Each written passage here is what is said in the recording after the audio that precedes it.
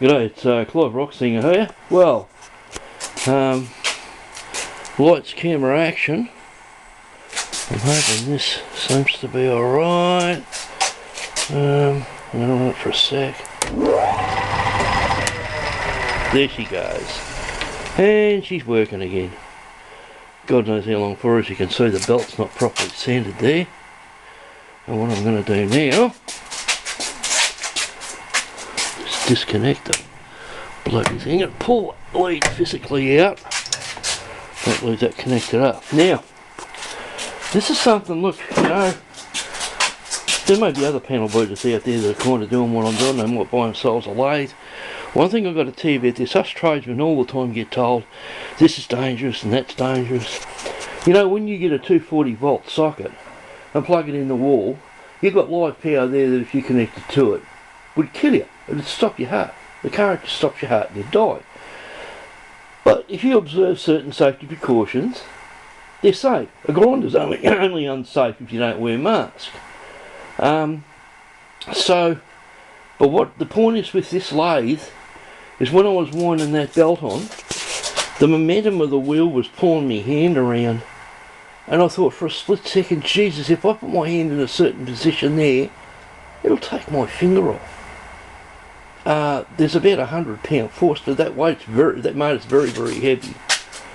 Again, I don't really know about the weight, but it feels like it weighs about 100 pound. I had to leverage it up, and that's why I've got the safety on that. There's no safety on that. If that belt broke, that would swing down the bottom like a pendulum, and so I've got a chain on that to stop that. All of this is just to slow it down, because what it would do, it would tear the 240 volt lead out, and you'd have a bloody live lead with 240 volt going through it, you know, flopping around.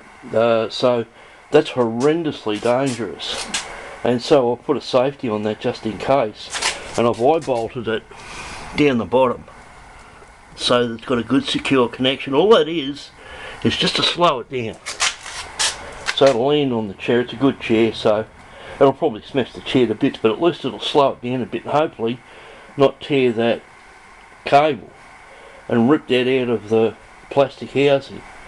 So this is horrendously dangerous, this thing. So my point is, as us tradesmen, I've got two fully qualified trades. Us tradesmen get told all the time, this is dangerous, that's dangerous, yeah.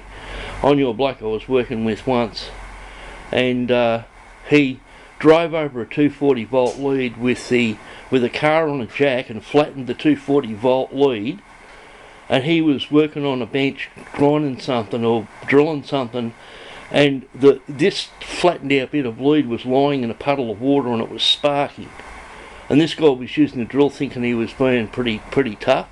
I thought, you idiot, I actually cut the lead off and showed it to the manager. But some people just haven't got a clue. But when you say dangerous to tradesmen, it kind of goes in one ear out the other way. Everything we do is dangerous, but this is a killer. This thing is a killer. This thing will, I repeat, this thing will take your finger off. Jesus, this is dangerous. It really is a dangerous piece of equipment. You've got to be very careful when you're working on it. I had to hitch it all up twice.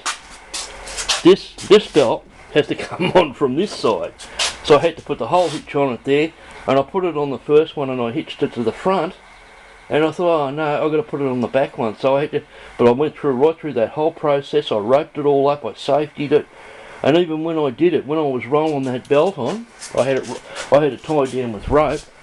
I had it on a hitch, and as I'm rolling around, the momentum of the wheels kind of pulled